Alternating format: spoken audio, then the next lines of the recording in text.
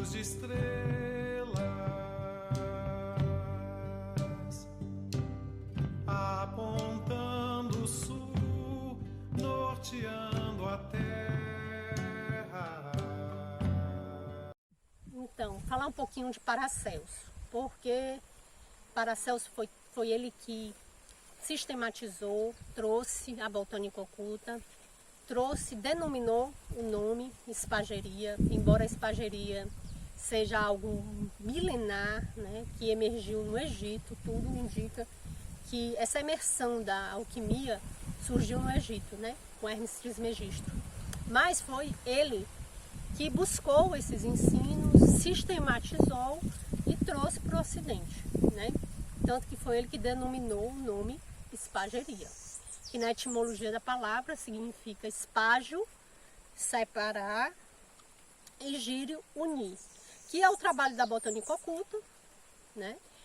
Que é também o trabalho da espageria vegetal, porque a gente separa o vegetal pelos princípios, que a gente vai ver um pouco desse conteúdo teórico, porque a prática desse ensino eu vejo que tem que ser presencial, mas a gente vai ver os princípios filosóficos da espageria e vai ver como que é essa separação, né, na teoria, filosoficamente falando.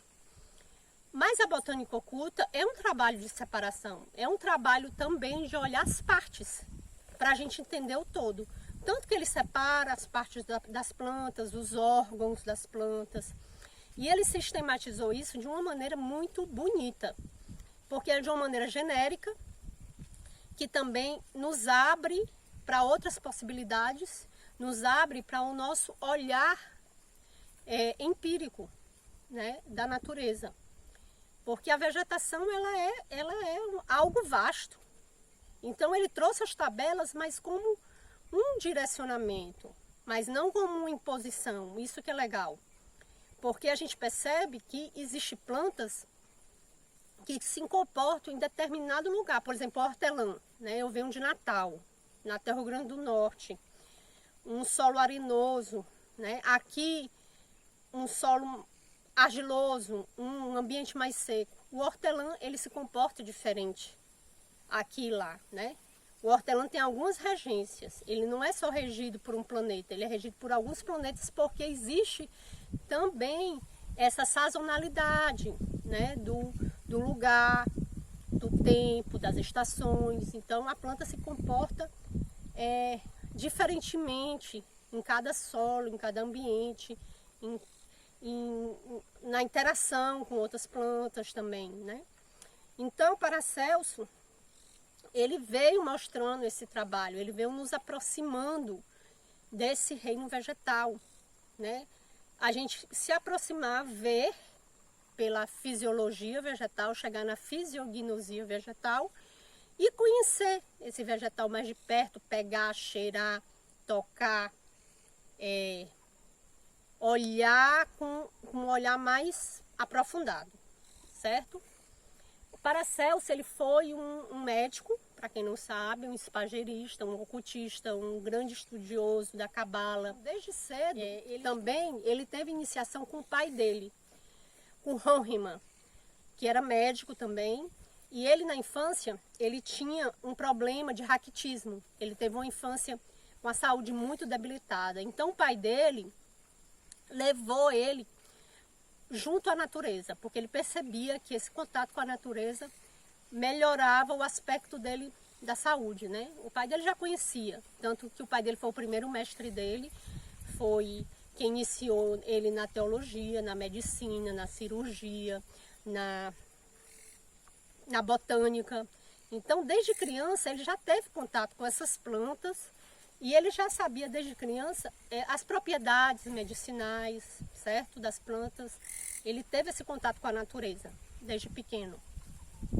E quando ele cresceu, ele mostrou, né, para que veio, porque ele, na minha visão, ele é o maior espagerista, né, do nosso tempo. Foi ele que trouxe de uma forma, foi ele que trouxe para o Ocidente e de uma forma muito bela, porque ele tinha vários dons psíquicos, espirituais. Ele tinha vários dons. Paracelso fazia coisas incríveis com o vegetal. Eu vou até deixar para vocês um artigo que fala dele e o que ele faz com a rosa. Com a rosa.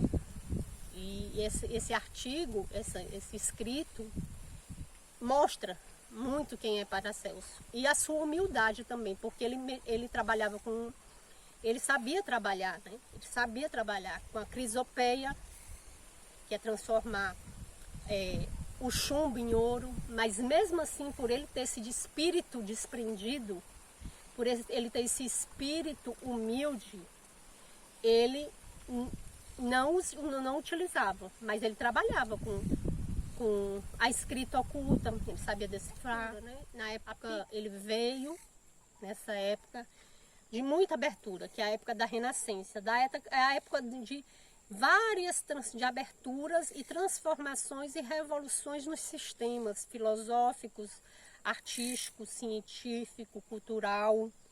Então ele veio na mesma época de Leonardo da Vinci, ele veio na mesma época de Lutero, que fez a reforma, né? A importante reforma. E ele foi muito atacado, né, na época, porque ele era um espírito revolucionário. Ele era um espírito à frente do seu tempo. E lógico que isso mexia, né, com as estruturas da sociedade. Mas mesmo assim, ele não deixou de cumprir, né, sua missão aqui, com muito êxito. Se a gente está falando da botânica oculta, é por conta de Paracelso. Esse homem incrível, que quanto mais eu conheço, mais eu vejo que eu tenho que conhecer, cada vez mais. Porque tem aspectos dele, a forma como ele se conduzia, né? Quando a gente vai descobrindo os livros, eu vou deixar algumas referências bibliográficas também, vai ter a biblioteca virtual, né, para vocês terem acesso. O primeiro livro que se deve, nós devemos utilizar é o Botânica Oculta, Plantas Mágicas, Paracelso. Esse é um livro básico, né? Tem outros também, tem A Chave da Alquimia, que é um livro também que me abriu muitas portas. Ele não tem PDF. E eu sugiro que, se você puder comprar o livro físico, orgânico, é melhor, porque aí a gente também está incentivando também toda uma cultura, toda uma estrutura, né, de manter vivo essas editoras, né, que editam essas preciosidades para a gente, né, essas antiguidades, essas preciosidades para a gente. Então, quando eu posso ter um livro físico, comprar, honrar com essa escrita, eu vou lá e compro. Então, é isso.